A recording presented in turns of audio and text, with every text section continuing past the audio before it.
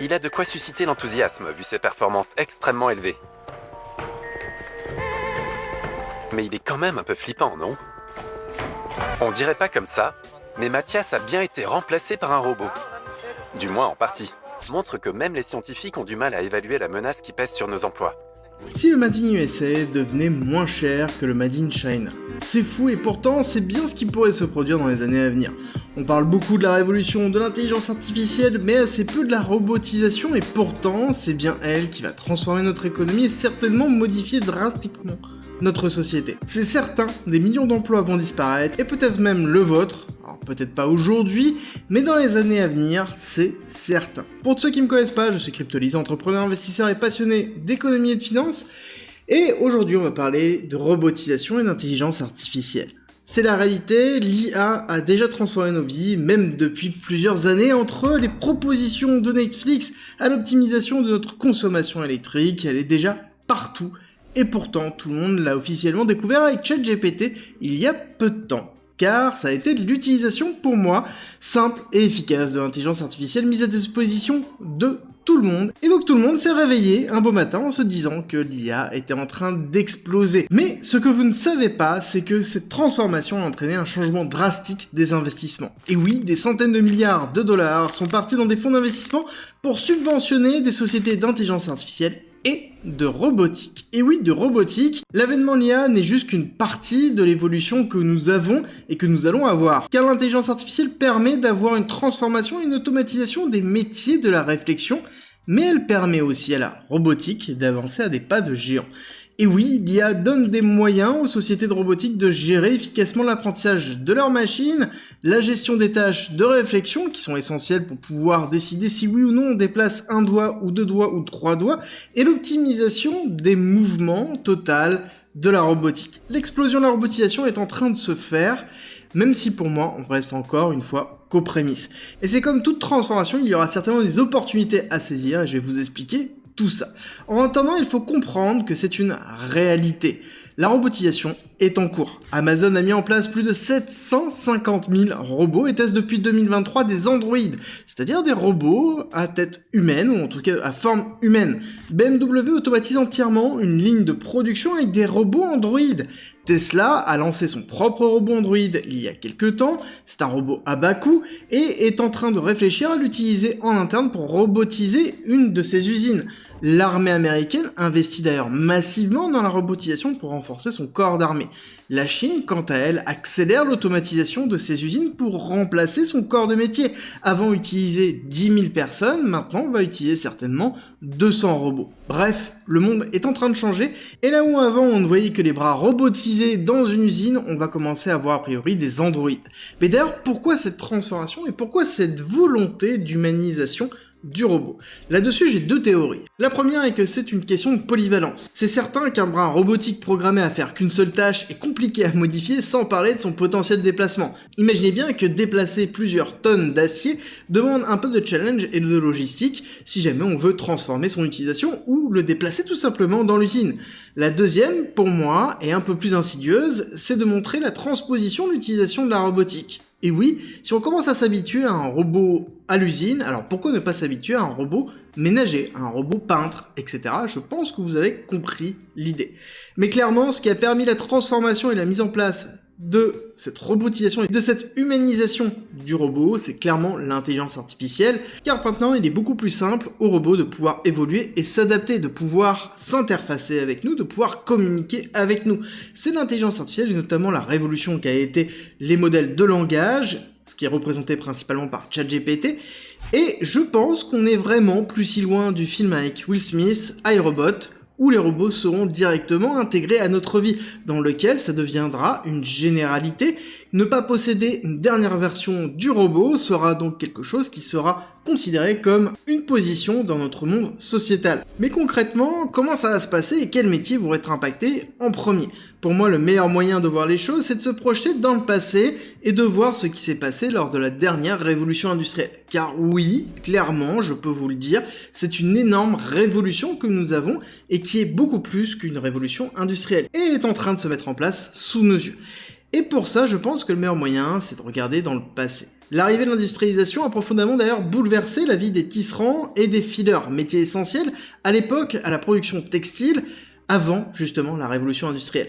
L'invention d'une machine telle que le spinning jenny en 1764 et le métier à tisser mécanique en 1785 a révolutionné la fabrication des textiles, entraînant d'ailleurs une automatisation des tâches autrefois effectuées manuellement. Cette transformation a suscité des peurs considérables au niveau des travailleurs, ce qui est plutôt normal, qui craignaient perdre leur emploi et leurs moyens de subsistance. On va pas se cacher que c'est exactement ce qui s'est passé par la suite. La peur de l'inconnu et la perte de l'emploi ont souvent conduit d'ailleurs à des réactions humaines intenses, que ce soit des révoltes, que ce soit des manifestations. Les tisserands et les fileurs voyaient d'ailleurs leurs compétences artisanales dévalorisées et se sont retrouvés en compétition avec des machines capables de produire plus rapidement et à moindre coût.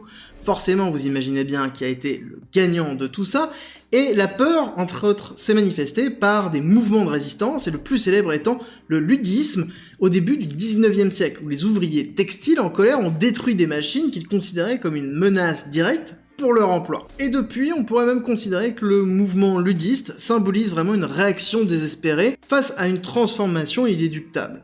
L'impact d'ailleurs de cette transformation a été immense. Avant l'industrialisation, les textiles étaient produits principalement par des artisans travaillant chez eux avec des tout petits ateliers. Avec l'introduction des machines, la production a été centralisée dans des énormes usines, augmentant considérablement l'efficacité et la cadence de production. En conséquence, les coûts ont chuté et les rendant plus accessibles au plus grand nombre des personnes. On est souvent très content d'acheter quelque chose pas cher. Et il faut comprendre que c'est quelque chose qui n'existait peut-être pas comme ça à l'époque. Mais la réalité derrière, c'est que cette révolution a également entraîné des pertes d'emplois massives parmi les artisans.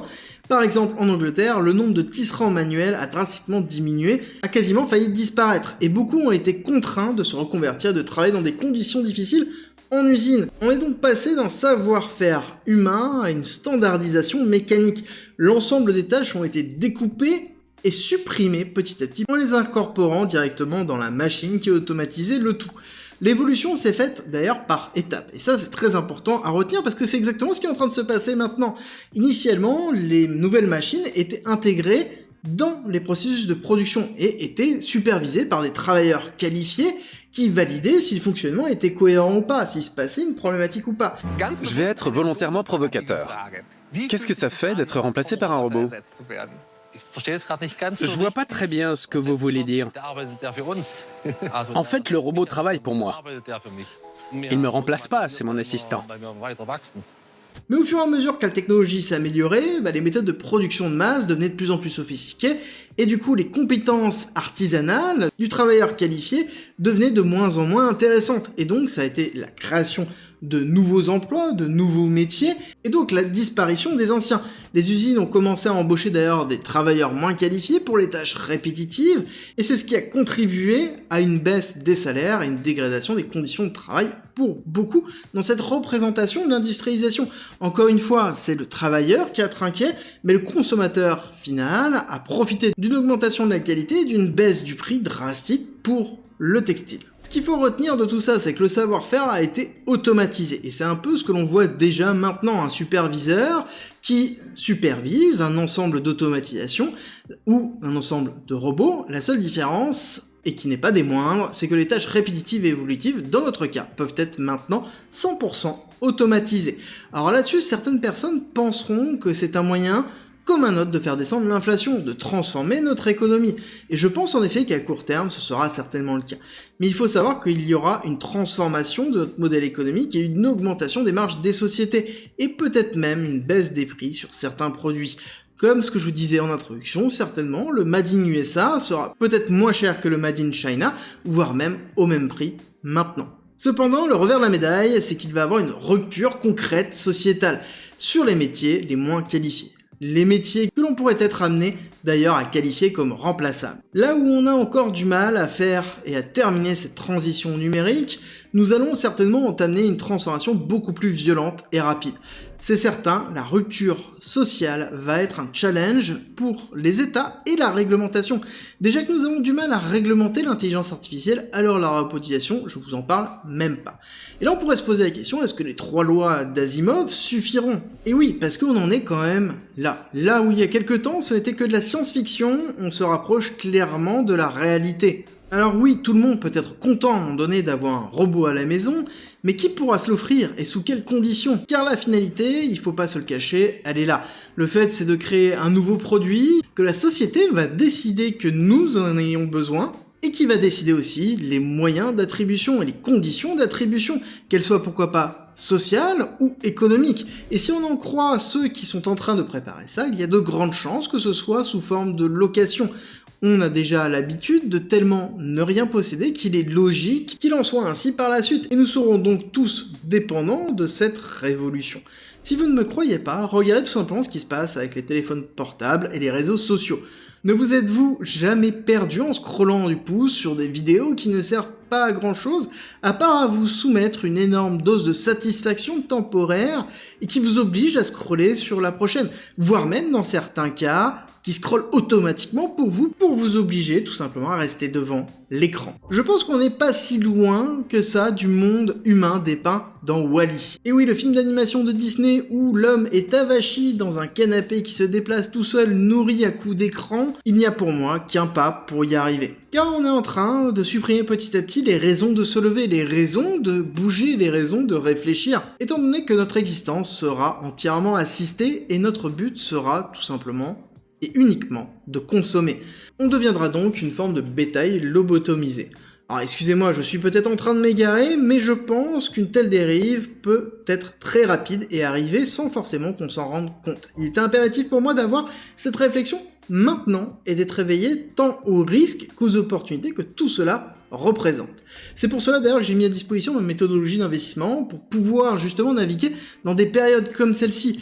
Elle est à disposition en commentaire en description et elle vous expliquera par exemple comment tirer profit de la blockchain, qui est une technologie innovante, et oui, je suis certain que la blockchain aura son rôle crucial dans l'évolution de la robotique et de l'intelligence artificielle, car elle permet de pouvoir stocker et transférer des données sans altération de celles-ci, et ça sera certainement la meilleure alternative dans notre gestion de la donnée. D'autant plus qu'elle offre une possibilité de décentraliser ces données, ce qui est un véritable enjeu de survie face à des géants comme Google et Amazon, et potentiellement l'émergence de nouveaux géants dans la robotique, bien que on voit très bien déjà certaines sociétés qui sont en train de se préparer à cette transformation. Il y a une autre solution pour se préparer à cette transformation, et celle-là, elle vous est propre, c'est d'avoir une réflexion réelle sur l'état de votre propre situation. Est-ce que mon savoir-faire peut être automatisé? Est-ce que je peux être tout simplement remplacé? Dans combien de temps? À quel point mon remplacement va être complexe? Et surtout, comment me préparer à cela? Est-ce que j'ai les moyens d'assurer ma vie dans un monde robotisé? Alors oui, vous allez me dire, lutter contre est une solution, mais on sait très bien où ça va nous mener, malheureusement, à rien. Les évolutions technologiques et scientifiques ont toujours pris le pas et se sont imposées d'elles-mêmes. Et ça, c'est une réalité aussi. Le meilleur moyen, c'est de se préparer à évoluer, et plus vite cette réflexion est en cours, plus vite vous allez en profiter. Il est aussi important de voir comment des sociétés de robotique sont en train de se positionner, l'idée étant de repérer le prochain Nvidia. Car oui, si vous avez loupé le coche au niveau d'Nvidia, depuis qu'on a eu l'explosion de l'intelligence artificielle, Nvidia a littéralement éclaté et est en train de se positionner aussi sur la robotique en mettant en place des circuits spécialisés dedans. Et c'est quelque chose que l'on verra petit à petit par la suite. Quand on voit le positionnement par exemple de Tesla, on peut clairement se poser des questions si tout n'était pas déjà planifié déjà depuis longtemps. Entre les voitures autonomes, les moyens de communication satellites, l'intelligence artificielle nécessaire pour la conduite autonome, la robotisation de ces usines, etc., etc. Bref, il est temps de faire vos devoirs et de vous préparer au monde de demain qui arrive à grands pas. La rupture va être compliquée et difficile pour tous ceux qui ne la voient pas venir. J'espère que vous avez aimé cette vidéo, si c'est le cas, n'oubliez pas, likez, partagez et abonnez-vous, et on se retrouve très vite.